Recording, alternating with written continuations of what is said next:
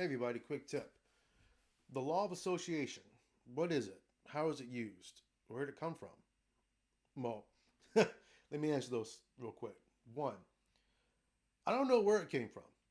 I don't. I'm not that level scientist. I'm not that level philosopher. But from my understanding, it's a evolutionary happening that is important enough to stay with the human being as we evolve. It didn't get left somewhere. We didn't stop doing it at some point. It still happens. And what it is it's tying two things together in your mind. And most of the time, it's a stimulus to a state. Or almost every time, it's a stimulus to a state. Perfect example from media, TV. Has anybody seen that commercial where they zoom in or they bring you into a lovely Thanksgiving dinner? The lighting is warm, the people are smiling, everybody's gravitating perfectly. There's no actual drama like in a real Thanksgiving dinner. But, maybe grandpa's carving the turkey. It's this wholesome moment. And they do that long enough to get you feeling it. Get you feeling it because your subconscious does not know the difference between fact and fiction. It does not.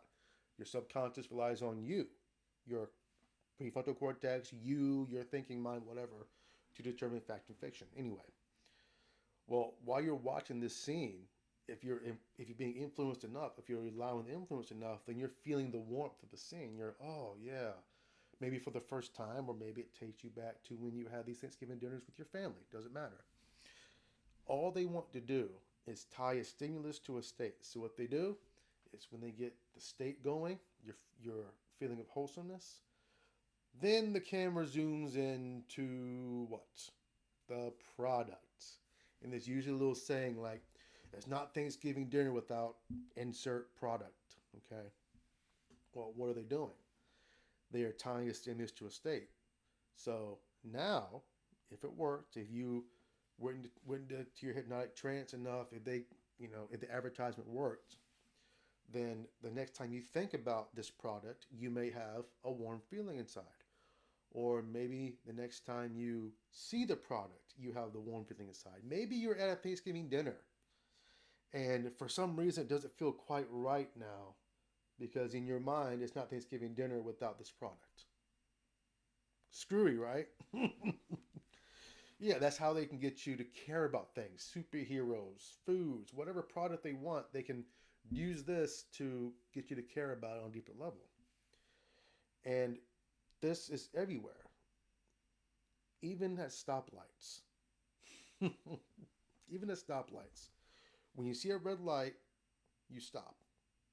And a green light, you go. But there's a feeling, if you notice, there's a feeling you get when the light turns green. It's almost joy or I get to now, I get to go. That is another law of association or anchor that is in normal life. That little feeling you get when you get the green light. You weren't born with that. A toddler does not care that, oh, the red light's still red. When we get to go green, the toddler don't care. The baby don't care. It's something that's taught to you. And in hypnotherapy and NLP too, I tie this in with, well, most of the time good feelings, but it depends on the client. Um, Perfect example that I've used it for or could use it for, because I won't say what I've done or what I have done or for who. That's whatever. That's client privilege. Well, maybe I'll tell you what I've done, just not with who. Anyway, let's say you're a client and you come to me with stress and anxiety over what? Talking to your boss. Let's say your boss is not a very good boss, at least in your eyes. They're always on you, micromanaging, yada yada, whatever. So now there's an anchor with you and the boss that's being pushed by the law of association. When they come up, when you think about them, when you make them in your mind in some way, either they're right in front of you or you think about them, excuse me, you're going to have an automatic response. In this example, fear, stress, anxiety, whatever. Well, if you come to hypnotist or an NLP practitioner, or if you're not do it yourself, you can change how you feel You can change how you feel towards your boss. And there's 100 different techniques for that. I know a few that work really well. um, but one of the best ways to do this is to go into hypnosis and actually put yourself in the experience while feeling something else. Because two states cannot be, or two opposing states cannot be in the body at the same time. You can't be angry and happy at the same time. You can't. So in hypnosis, in that situation, depending on if it's more complex, it'd be more complex of a situation over a protocol. But basically, I put you in hypnosis, put you in a uber relaxed state, right? And hypnosis is relaxing anyway, but I might actually place you somewhere that causes more relaxation. Like maybe your chill spot is your bedroom or the beach, whatever. I'll put you in that until the feeling becomes, real in your body, not just your mind. And then we will keep that and talk to your boss in your mind. If that's the feeling you want to feel, then that's what we will associate with your boss. And so, if it's done correctly and the client wants this done, because I can't advertise you unless you want me to. There's sneaky ways that advertisements do, but you have to give your consent in some form or another to have this influence anyway. So now, after the procedure is done, you can open your eyes, think about your boss, and you'll feel something different. You'll feel relaxation. You'll feel whatever it is you wanted to feel instead of stress going in. And that's just, a quick example of what the law of attraction is, what an anchor is. And let's see, like I said, there's hundreds more ways to do this. There's something called the Awesome Anchor from Mike Mandel. Shout out to Mike Mandel. I love watching the videos. Him and Chris Thompson, great guys. At least from the videos. I've never met in person, but he calls it the Awesome Anchor. The Awesome Anchor, and you can tie it in with a feeling, a thought, whatever. But anytime he's feeling awesome, I think he, racks his arm like awesome, and he feels great. Well, the more you do that, the more it reinforces it, and this is a useful part of an anchor, one that you can actually use anytime you want. Let's say you're feeling bad, you're feeling low, but you need to feel up. You need to be on today, but you're off. You know what I'm talking about. Fire that awesome anchor, fire whatever anchor that we may or you may have installed, and you're gonna change. You're gonna feel a physiological change.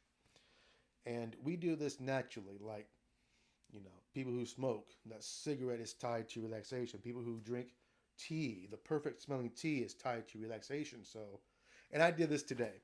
I went and got Vietnamese food, and I knew what I was doing, but I did it anyway because I enjoy it. I got the bowl and I smelled, laid down. Well, I went down to the bowl and smelled it, and that nice smell. I don't know why, but that smell of Vietnamese pho just brings a calming relaxation, a calming, relaxive response to my body. If you want to put it, in terms that sound smart and fancy. Anyway, something like that. It's just me smelling the pho relaxes me and goes, and I can eat and enjoy the meal and just have a relaxed time, have a calming moment. That's a perfect example of an anchor that is being, reinforced or an anchor that is being perpetuated. That's the word, perpetuated by the law of association. So that's really about it. This quick tip is going on 9 minutes, so I'm going to end it.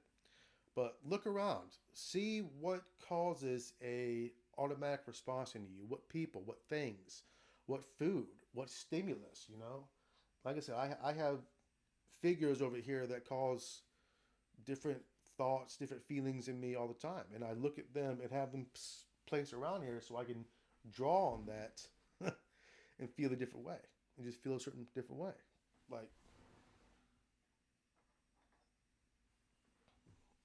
my old deputy badge. This is one I had made when I had my law enforcement credentials. This is my personal one. When I look at this, I feel a certain way. I feel a little bit of pride, a little bit of achievement, a little bit of fortitude, just strength, power. You know, that's not really how I felt during it, but there's a sense of pride that I get when I look at that badge and think I did that for 8 years. 8 years I did that, and that's a and that's a state tied to a stimulus. Stimulus is the badge. The state is how I feel. And if you really look at your life, if you look across the board and see what that affects, then you might be able to change what no longer serves you. But first you gotta realize it, and that's the first part of, at least to me, the first part of changing is realizing that there needs to be a change to be made, and then realizing what it is, realizing how you can do it, and then do it. And there's a whole other video of that and how to do that kind of stuff. But yeah, just want to pop on and talk to you guys about this. The law of association, very powerful, and it can be used with or without you really knowing it's being used. But now that you know, now that you can look for it, now that you are empowered in this way, you don't ever have to fall for it again. Take care.